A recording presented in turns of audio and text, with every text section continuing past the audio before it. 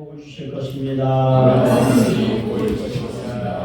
오늘 이 본말씀 통해서 하나님의 일을 위하여 그런 제목으로 함께 은혜를 나누고자 합니다. 1765년 그러니까 미국의 이제 기척 같은 남북전쟁이 일어나고 할 때 그때입니다. 독립전쟁 당시에 버지니아주가 독립국 편에 가담해야 될 것입니다. 아니면 영국 왕실에 귀속되어야 할지는 결정하지 못하고 방황하고 있을 때 패트릭 헨리라고 하는 정치 지도자가 버지니아에 가서 연설을 하면서 우리가 잘 아는 대로 아주 중요한 그러한 연설을 했습니다. 나는 다른 사람들이 어떤 길을 걸어가야 될지 알지 못합니다. 그러나 나에게 자유를 주십시오. 그렇지 않으면 차라리 죽음을 주십시오. 그렇게 연설했어요. 이 연설 때문에 버지니아는 이제 전쟁에 참전하게 되었고 이로 인해서 독립전쟁의 승패가 바뀌게 되었다. 그런 이 패트릭 헨리는 일신상의 어떤 유익이 아닌 신앙으로 살았고 그리고 마지막에 노년에는 가족들에게 유산을 분배했어요.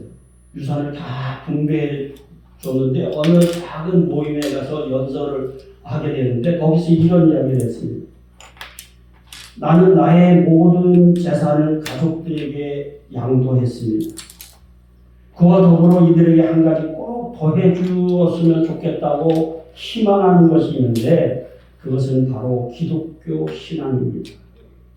만약 나의 가족들이 신앙을 가졌다면 내가 한 푼도 준 것이 없다고 해도 그들은 부자일 것이고 만약 저들이 신앙을 갖지 못했다고 하면 내가 저들에게 온 세상을 준다 해도 저들은 가난한 사람일 뿐입니다. 그렇게 이야기합니다. 이처럼 그는 이 세상을 무엇으로 어떻게 살아야 하는지를 정확하게 알고 있었던 사람이었습니다. 그런데 오늘 이 세상을 살아가고 있는 우리들은 이런 사실을 제대로 알지 못하고 세상적인 것을 추구하고 물질을 최고의 가치로 여기고 살고 있다고 하는 것은 또 사람들의 눈치를 보고 살고 있다고 하는 것은 하나님을 거부하는 것이고 주님이 우리를 부끄럽게 여기는 그런 삶을 사는 것이라고 하는 것을 오늘 우리는 기억해야 됩니다. 따라서 오늘 우리들 이 세상을 살면서 주님이 기뻐하시고 자랑할 만한 그런 삶을 살아야 하는데 그것은 바로 사람의 일을 하는 것이 아니라 하나님의 일을 하는 그런 사람으로 살아야 한다고 하는 사실을 오늘 우리는 기억해야 됩니다. 그러니까 저와 여러분이 내가 지금 하고 있는 일이 사람의 일이 아니라 하나님의 일을 하는 사람이 됩니다. 제가 지난주에 금산 내려갔다 했잖아요. 금산에 가서 예배를 다 끝나고 이제 식사를 하고 와서 차 한잔 마시려고 카페에 모여 있는데 어떤 노인 집사님이 권사님이 잘 모르겠어요. 와서 저한테 그럽니다. 목사님, 제가 목사님 설교를 잘 듣고 있습니다. 그래요. 무슨 소리예요? 제 설교를 어디서 들으셨어요? 방송에서 잘 보고 있습니다. 그러니까 전혀 생각지 못한 거잖아요. 누가 그 금산에서 제 설교를 듣는다고 생각하겠어요? 그래서 새하늘교회 설교를 들으셨어요? 그렇다는 거예요. 너무 잘 듣고 있어요. 너무 은혜 받고 있어요. 이렇게 얘기하는 거예요. 그러니까 우리가 아무것도 아니지만은 우리가 하는 일을 성실하게 감당할 때 누가 그것을 통해서 주님을 만날지 모르고 하나님의 뜻을 이룰 줄 모른다는 거예요. 제가 깜짝 놀랐어요. 그것도 뭐 젊은 사람 같은 거 인터넷 들어가서 뭐 한다고 그러지만은 나이도 많은 노인네 권사님이 와서 그렇게 이야기하는 거예요. 그래서 제가 그걸 듣는 순간에 깜짝 놀랐어요. 어떻게 이런 그래서 제가 우리 교회 그 사이트 알려주면서 그러면 거기 들어가면 우리 그 설교에 대해서 요약이 되어 있으니까 그것도 좀 보세요. 그리고 왔어요. 바로 오늘 우리가 하는 일이 사람의 일이 아니라 하나님의 일을 한다고 한다면 하나님이 그것을 어떻게 쓰실지 모른다고 하는 것을 오늘 우리는 기억해야 됩니다.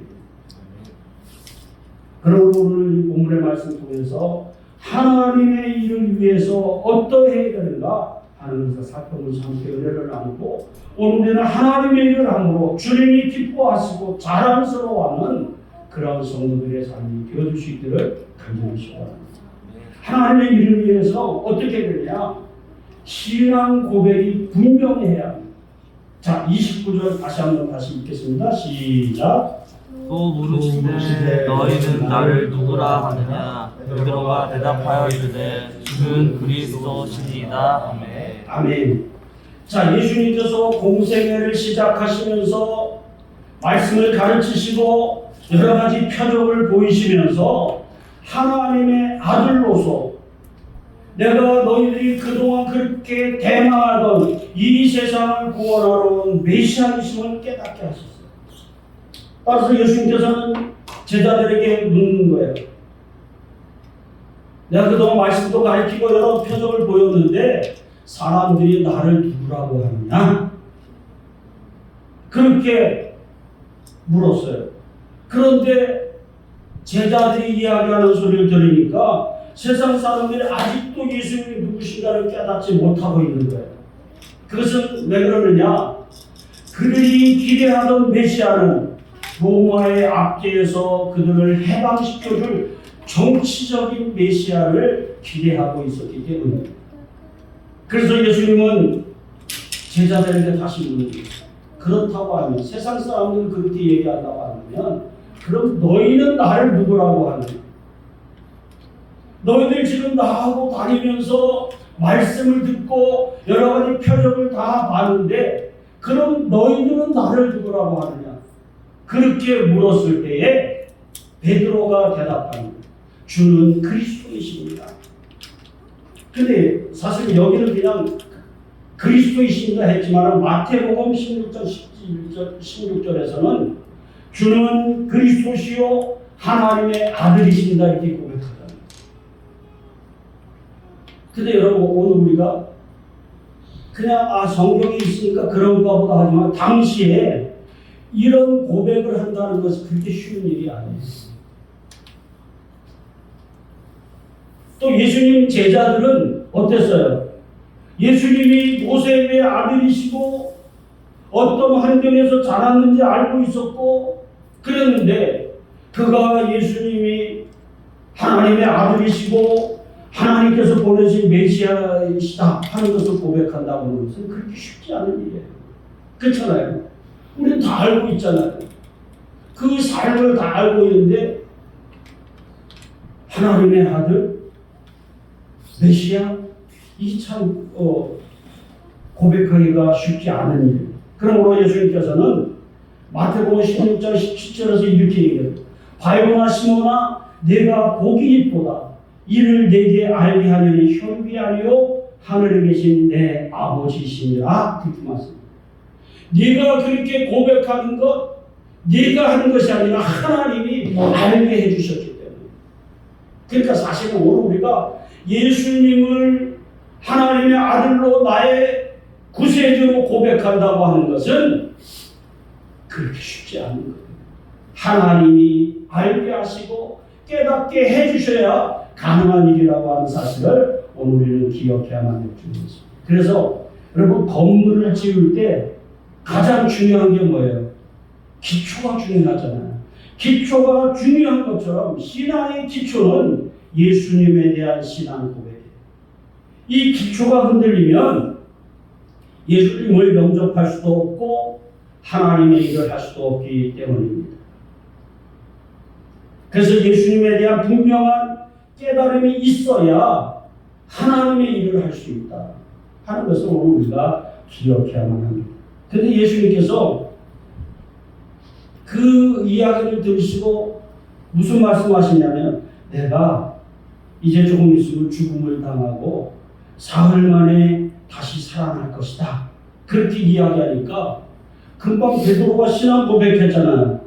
근데 예수님의 말씀을 들으니까 자기 생각하고 다른 말씀을 하시는 거예요. 어쨌든 예수님이 로마 약제에서 우리를 구원을 이제 해방시켜 주시고 그리고 왕이 되시면 내가 한 자리 차지할 그 생각하고 있는데 예수님 지금 뭐라고 말씀하시는 거예요? 죽음을 당하신다? 장사되고 다시 살아날 것이다. 그런 이야기를 하니까 지금 주님 무슨 말씀하시면 절대로 그런 일이 있어서는 안 됩니다. 그렇게 막 항변하는 거예요. 그게 말이나 됩니까? 그런 일이 있으면 안 됩니다. 항변하는 거예요. 그러다가 예수님에게 책망하잖아요. 자, 33절 우리 다시 한번 읽겠습니다. 시작. 예수께서 돌이키사 제자를 보시며 베드로를 꾸짖어 이르시되 사탄아 내 뒤로 물러가라. 내가 하나님의 일을 생각하지 아니하고 오히려 사람의 일을 생각하는도다 하시고. 아멘. 베드로가 누굽니까? 예수님의 수제자예요. 그렇죠? 근데 예수님이 뭐라고 얘기해요? 사탄아 얘기해요. 예수님의 수제자라고 할 수 있는 베드로를 향해서 예수님이 뭐라고 해요? 사탄아 내게로 물러가라. 왜요? 하나님의 일을 생각하지 아니하고 네가 누구 일을 생각해요? 사람의 일. 사람의 일을 생각하는 게 지금 사탄을 이롭게 하는 일이라 그 말이에요. 오늘 우리가 한번 생각해 보세요. 내가 교회 다녀요. 열심히 신앙생활해요. 그런데 하나님의 일을 하지 아니하면 누구를 이롭게 하는 거예요? 사탄을 이롭게. 사람의 생각으로 하면 그건 사탄을 이롭게 하는 일이다. 그 말이에요.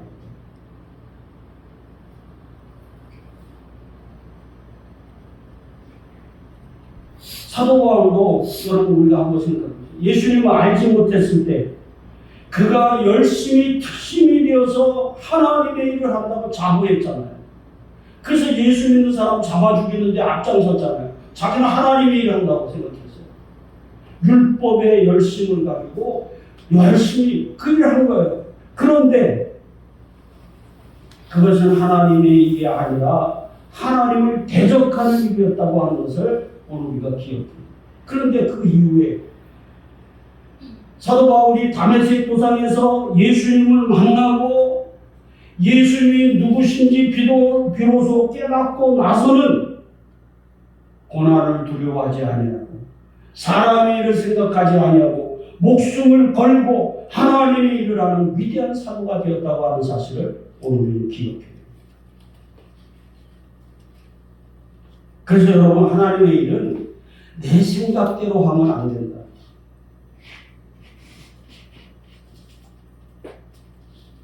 이것이 하나님의 말씀이고 이것이 하나님의 뜻입니다 하는데도 불구하고 여전히 자기 뜻을 고집하고 살아가면 그건 사람의 일이라는 거예요. 하나님의 말씀이고 하나님의 뜻이라고 한다면 우리는 거기에 철저하게 순종하고 따라가는 그런 삶을 살아야 하나님의 일을 하게 된다고 하는 사실을 기억해야 합니다. 따라서 신앙 고백이 분명하지 아니하면 교회를 다녀도 믿음이 자라지 않아요. 교회를 다녀도 믿음이 자꾸 흔들리는 거예요. 신앙 고백이 분명하지 아니하면 형식적이고 외식적인 종교 생활에 빠지게 된다. 왜요? 그런 사람은 하나님의 일보다는 사람의 일, 세상의 일에 우선하는 삶을 산다는 거예요. 그래서 오늘 우리는 하나님의 뜻에 우선하는 삶을 사는 그런 사람이 되어야 하나님의 일을 할 수 있다고 하는 것을 오늘 우리는 기억해요. 그래서 여러분 보세요. 교회를 다니는데도 불구하고 하나님의 일에 우선하고 하나님의 뜻에 우선하는 그런 삶을 안 살아요. 그거는 교회에 가서나 아니면 말씀 들을 때나 그런 거고 내 실제 삶 속에서는 뭐예요? 나한테 유익이 되나 안 되나? 사람들이 나를 어떻게 생각할까? 그걸 따라서 자꾸 간단 말이에요. 그러니까 나를 통해서 하나님의 뜻을 이룰 수 있어요, 없어요? 없어요. 그런 삶을 살면 아무리 말씀을 들어도 그 말씀은 나하고 상관이 없는 말씀. 그러니까 오늘 우리 신앙이 자라지가 않는 거예요. 신앙생활 10년, 20년 하면 뭐예요? 자라지 않는 그 신앙. 나 삶에 아무런 영향력을 미치지 못하는 그 신앙이 그게 올바른 신앙이냐. 그 하나님이 일하는 게 아니에요.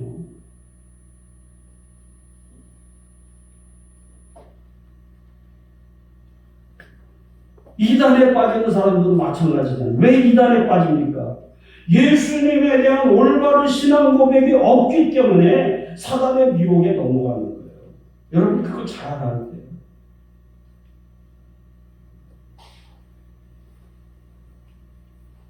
예수님에 대한 올바른 신앙 고백이 있으면 절대로 이단에 넘어가지 않아요. 그 전에 우리 교회에 그런 분이 있잖아요. 신앙이 좋다는 거예요. 몇십 년 지금 신앙생활하고 있다는 거예요. 그런데 잘못된 소리를 들으니까 그 신앙이 흔들리는 거예요.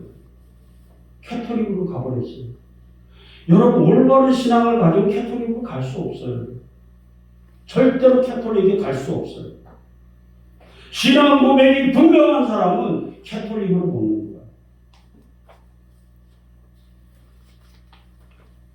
그것을 우리가 안다고 한다면 예수 그리스도에 대한 신앙 고백이 분명해요. 예수님이 나에게 어떤 분인가를 분명하게 깨닫고 고백할 수 있어야 어떤 시험, 어떤 시련에도 흔들리지 아니하고 하나님의 뜻을 이루는 하나님의 일을 할 수 있다고 하는 사실을 오늘 우리는 기억해야만 될 줄 믿습니다. 여러분 신앙은 내 어떤 유익에 따라서 붙잡았다 놓았다 하는 게 아니에요. 그렇기 때문에 예수님이 나에게 누구신가 이것을 분명하게 고백할 수 있어야 하나님의 일을 할 수 있다고 하는 사실을 오늘 기억해야만 될 줄 믿습니다. 모르겠습니다. 저는 제가 목회를 하면서 여러 성도도 그동안 만났잖아요. 많은 사람이 많았죠. 뭐 어느 교회에서 뭘 하고 뭐 하고 어떤 중직을 맡았고 다 이야기하는데 몇 마디만 얘기해보면 이 사람 신앙이 어느 정도 되겠구나 알아요. 그런데 보니까 그 전에 보니까 제가 이 양반이 나 앞에 와서 거짓말을 해. 그렇다고 당신이 왜 거짓말에 앞에서 얘기하는 자존심 상하는 일이잖아요. 그렇게 할 수 없어. 예배 때 제가 그때 모르겠어요. 그때는 왜 그런지 거짓말하지 말라는 그런 메시지가 많이 나왔어요. 그 사람들 예약해가지고 아는데 설교 준비하면 자꾸 그런 감동을 주셔서 거짓말하지 마세요. 거짓의 아비는 마귀입니다. 제가 그런 설교를 많이 했어요. 그 본인들이 거짓말하니까 찔림을 받는 거예요. 근데 여러분 그때 우리 교회를 새로 옮겨서도 그렇지만은 온 사람들이 얼마나 많이 거짓말했어요. 권사가 아닌데도 권사라고 이야기하고 장로가 아닌데도 장로라고 하고 그런 일들이 얼마나 많이 있었어요. 근데 그게 다 나중에 들통나잖아요. 그러면 안 돼요. 왜 그래요? 신앙 고백이 분명하지 않기 때문에 그런 거예요. 예수님이 나에게 누구신가를 바르게 알면 그렇게 할 수가 없는 거예요. 그래서 여러분 오늘 다른 사람이 뭐라도 예수님은 나에게 구세주이십니다. 예수님이 나를 위해서 십자가에 죽으셨습니다. 예수님이 하나님의 아들이시고 하나님이십니다. 이 고백이 분명하게 있어야 흔들림이 없게 되고 하나님의 일을 하게 된다고 하는 사실을 오늘 기억해야만 될 줄로 믿습니다. 두 번째로 오늘 하나님의 일을 위해서는 자기 십자가를 져야 합니다. 자, 34절 다시 한번 읽습니다. 시작. 우리와 제자들을 불러 이르시되 누구든지 나를 따라오려거든 자기를 부인하고 자기 십자가를 지고 나를 따를 것이니라. 아멘. 예수님께서 자신이 고난당하시고 십자가에서 죽을 걸 말씀하시니까 베드로가 강하게 항변했잖아요. 그것은 왜 베드로를 비롯한 제자들이 예수님의 죽음을 절대로 용납할 수가 없는 거예요. 왜요? 현실적으로 예수님 죽으면 지금 우리가 예수님 따라다니는 게 뭐가 되는 거예요? 허사가 되는 거예요. 왜요? 자신들이 예수님이 예루살렘에 들어가서 왕이 되면 한 자리 높은 자리 차지할 줄 알고 지금 따라다니는데 예수님 죽으시겠다고 하니까 현실적으로 그게 되는 거예요? 아니잖아요. 그래서 그런 일이 있으면 안 됩니다 하니까 예수님은 베드로에게 그래도 나를 생각하는 건 더밖에 없구나. 그렇게 칭찬하시는 것이 아니라 뭐라고 했어요? 사탄아 내게로 물러가라. 단호하게 꾸짖습니다. 베드로의 생각은 지극히 육신적이고 개인적인 생각에 하나님의 사역을 방해하는 것이었어요. 여러분, 육신적인 생각이 앞서면 안 돼요. 하나님의 일을 하는데 육신적인 생각을 앞서면 자꾸 사람에게 이끌려가요. 사람 눈치 보게 됩니다. 그러면 안 됩니다. 이게 하나님의 뜻이라고 한다면 오늘 우리 욕먹는 거 두려워하지 말아야 돼요. 하나님의 뜻을 따라가는 사람이 되어야 돼요. 욕 한번 들어먹는다면 뭐가 잘못되겠어요? 그럼에도 불구하고 내가 하나님의 뜻을 이룰 수 있다면 오늘 우리는 그 길을 가는 거예요. 하나님의 뜻은 예수님의 모든 사람을 위한 대속제물로 죽으심으로써 하나님과의 관계를 회복하는 데 있는 것이죠. 그런데 베드로의 항변은 제자로서 스승에 대한 애정과 인간적인 안타까움과 충족에서 나온 것이기는 하지만은 하나님의 계획과 뜻을 이루는 것은 아니었다고 하는 사실을 오늘 우리는 기억해야 됩니다. 따라서 예수님은 하나님의 계획과 뜻을 모르고 인간적인 생각으로 항변하는 것은 사단을 이롭게 하는 것이기 때문에 사단의 일을 생각한다고 베드로를 강하게 책망하신 것입니다. 이렇듯 사단은요, 하나님의 일을 생각하지 못하도록 방해하고 잘못되게 하는 거예요. 여러분, 우리가 사단을 이길 수 있어요, 없어요? 우리는 못 이겨요. 사탄은 우리보다 한 수 위에요. 근데 주님이 도와주시면 이기는 거예요. 주님이 도와주시면 이기는 거예요. 우리는 이길 수 없지만 사탄은 우리를 교묘하게 넘어뜨리는 거예요. 우리보다 우리의 약점을 더 잘 알아요. 그러니까 요렇게 저렇게 하나님의 일을 생각하지 않고 사람의 일을 생각하도록 우리를 미혹한단 말이에요. 그래서 성도들이 자기의 생각이나 뜻을 버리고 하나님의 뜻을 쫓아야 사탄을 이길 수 있다고 하는 것을 오늘 기억해요. 그러려면 자기를 부인하고 자기 포기가 있어야 자기의 기득권과 권리를 포기하는 거예요. 자, 예수님께서 하늘 보좌를 버리시고 인간의 몸을 입으시고 이 땅에 오신 것은 모든 것을 다 가지셨지만 모든 것을 다 포기하신 거예요. 그렇잖아요. 그분은 모든 것을 다 가지신 분이잖아요. 창조주시잖아요. 하나님의 아들이시고 그 자신이 하나님이시잖아요. 하나님의 권세와 능력을 동등되게 가지고 계신 분이잖아요. 그런데 그거 다 포기하고 육신을 입고 이 땅에 오신 것은 그것을 통해서 무엇하기 위해서? 하나님의 뜻을 이루기 위해서 오신 거잖아요.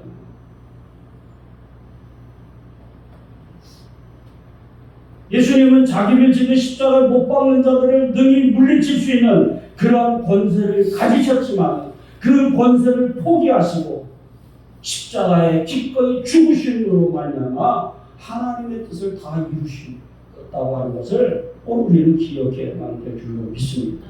그러므로 예수님께서 자신의 모든 것을 버린 것처럼 오늘 우리들도 자신의 모든 것을 버리고 포기하는 희생이 있어야 하나님의 일을 할 수가 있고 하나님의 뜻을 이룰 수가 있는 것입니다. 그래서 우리들은 사람들이나 세상의 것들을 바라보지 말고 예수님만 바라봐야 돼요.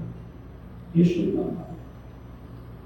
히브리서 12장 2절에서 이렇게 이야기합니다. 믿음의 주요 또 온전케 하시는 예수를 바라보자.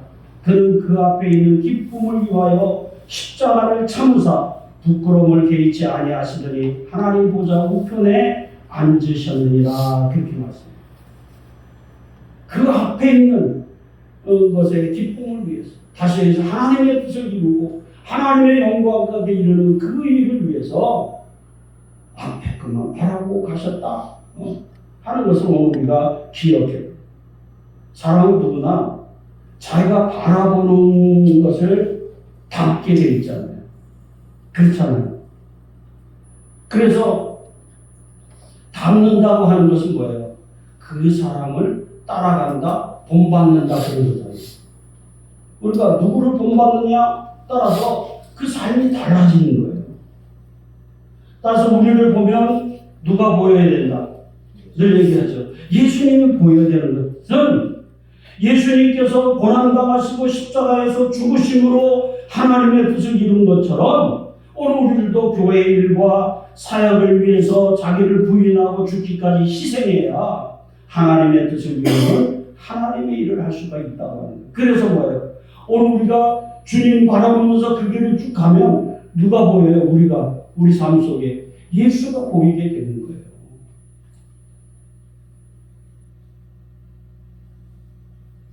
그래서 예수님은 35절에서 그렇게 얘기합니다. 누구든지 자기 목숨을 구원하고자 하면 잃을 것이요 누구든지 나와 복음을 위해서 자기 목숨을 잃으면 구원하리라.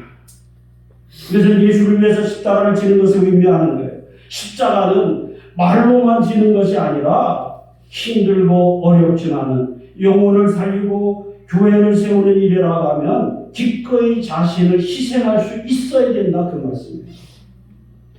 십자가 지는 게 뭐라고 그랬어요? 십자가 지는 게 뭡니까? 나 십자가 졌어. 우리 가끔 기독교 행사할 때 보면 십자가 지고 예수님 흉내내지만 그게 십자가 지는 게 아니에요. 십자가 지는 것은 내가 죽는 거예요. 무엇을 위해서? 주님을 위해서, 복음을 위해서, 주님 맡겨진 사명을 위해서 내가 기꺼이 죽는 것을 이야기하는 거예요. 그게 십자가 지는 거예요. 하나님의 뜻을 이루기 위해서 내가 기꺼이 죽는 것, 그게 십자가 지는 것이다. 그래서 사도 바울도 사명을 감당할 때 자기 생명조차도 돌아보지 않고 모든 것을 다해서 전력 투구했어요. 사도행전 20장 24절에 보니까 사도 바울이 이렇게 얘기합니다. 내가 달려갈 길과 주 예수께 받은 사명 곧 하나님의 은혜의 복음을 증언하는 일을 마치려 하면 나의 생명조차도 조금도 귀한 것으로 여기지 아니하노라. 그렇게 고백하고 있어요. 그러니까 복음을 전하고 주의 생명을 전하는 그 일을 위해서는 내가 죽기도 마다하지 않겠다. 그 고백을 하는 거예요. 이것은 이거예요. 세상과 하나님 사이에서 아니면 자신의 이익과 불이익 사이에서 방황하고 하면서 고민하고 저울질하는 것이 아니라 오직 하나님과 복음과 교회를 위해서 자신의 모든 능력과 재능과 은사와 시간과 재물을 쏟아붓겠다. 그래서 하나님의 뜻을 이룰 수 있다면 나는 기꺼이 하나님의 일을 위해서 그렇게 죽을 각오, 희생할 각오 되어 있습니다. 그 고백이잖아요. 여러분, 오늘 이 고백이 저와 여러분의 고백이 되어주시기를 소원합니다. 그래야 오늘 우리가 하나님의 일을 제대로 할 수가 있다. 마지막으로 오늘 하나님의 일을 위해서는 어떻게 됩니까? 예수님을 자랑해야 합니다. 자, 38절 다 같이 또 읽습니다. 시작. 누구든지 이 운전하고 지나는 시대에서 나와 내 말을 부러워하며 인자도 아버지의 영광으로 거룩한 천사들과 함께 올 때에 그 사람을 부러워하라. 아멘. 예수님은 고난당하시고 십자가에서 죽으심으로 많은 사람을 살리셨는데 예수님이 지신 십자가는 자신을 죽기까지 내어주셨던 희생이었고 사랑이었어요. 예수님이 나를 사랑하시기 때문에 기꺼이 죽으신 거잖아요. 이런 예수님의 희생과 사랑으로 인해서 수많은 영혼들이 구원을 받았고 저와 여러분이 오늘 이 자리에 있게 된 줄 믿습니다. 따라서 예수 그리스도의 희생과 사랑으로 구원받은 우리들은 예수님을 자랑스럽게 증거해야 됩니다. 자, 예수님이 죽기까지 나를 사랑하셨어요. 그럼 나는 어떻게 해야 돼요? 그건 예수님이 하고 싶어서 한 거니까 나하고 상관없어 그래야 됩니까? 예수님이 죽기까지 나를 사랑하셨다. 그러면 나는 어떻게 해야 돼요? 나도 죽기까지 주님 사랑합니다. 그거잖아요. 나도 죽기까지 주님 사랑하겠습니다. 나도 죽기까지 주님 사랑합니다.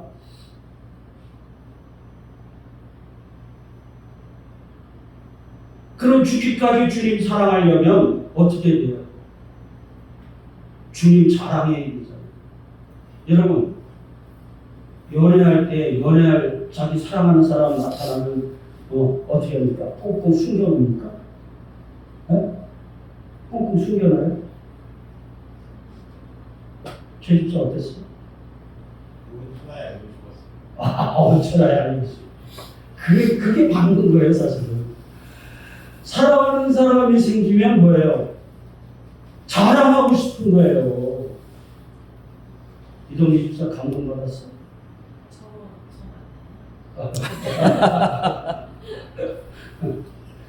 사랑하는 사람이 있으면 자랑하고 싶은 거예요. 자, 우리 자녀들 자랑하고 싶잖아요. 그래서 보세요. 할머니, 할아버지 핸드폰에 보면 앞에 누구 사진이 있어요? 대부분 손자, 손녀들 사진이 있다. 왜요? 왜 그래? 사랑하니까. 사랑하니까 자랑하고 싶은 거예요.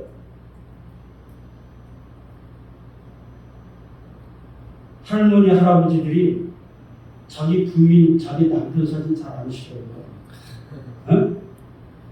그래서 오늘 목사님들 보면 다 보면 핸드폰에 전부 다 손자, 손녀. 손자, 손녀 없는 사람만 자기 사진을 올리든지 다른 사진을 올리지 대부분 손자, 손녀. 왜 그래? 사랑.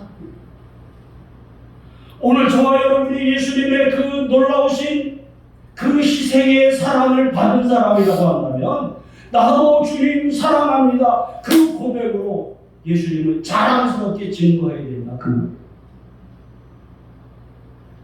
사도 바울은 예수님을 만나고 나서 자신이 그렇게 자랑스럽게 여기든 자랑하던 건 뭘 어떻게 했어요? 배설물처럼 여겼다 그러잖아요. 그리고 자기가 자랑하던 그거 다 버리고 예수님을 자랑하고 예수님을 자랑하는데 일생을 바친 거죠. 예수님의 제자들도 마찬가지고 우리가 잘 아는 스데반 집사도 마찬가지예요. 그들은 자신의 모든 것을 걸고 예수님을 증거했고 그들의 증거를 통해서 많은 사람이 회개하고 주님을 영접하고 구원을 얻었다고 합니다. 그들은 예수님을 증거하다 수많은 환난을 당하고 핍박을 당하고 멸시와 조롱을 당했지만 조금도 위축되거나 포기하지 아니하고 오히려 자랑스럽게 예수 그리스도를 증거했다고 하는 사실을 오늘 우리는 기억해야 합니다. 여러분, 오늘 우리는 예수를 위해서 욕먹을 각오가 되어 있습니까? 고난당할 각오가 되어 있습니까? 그렇지 않다는 거예요. 지금 오늘 우리는 믿음이 있다고 하는데도 불구하고 예수 때문에 욕먹는 거 그거 싫어서 자꾸 세상을 타협하잖아요. 세상을 따라가잖아요. 세상의 방법을 고집하고 살잖아요.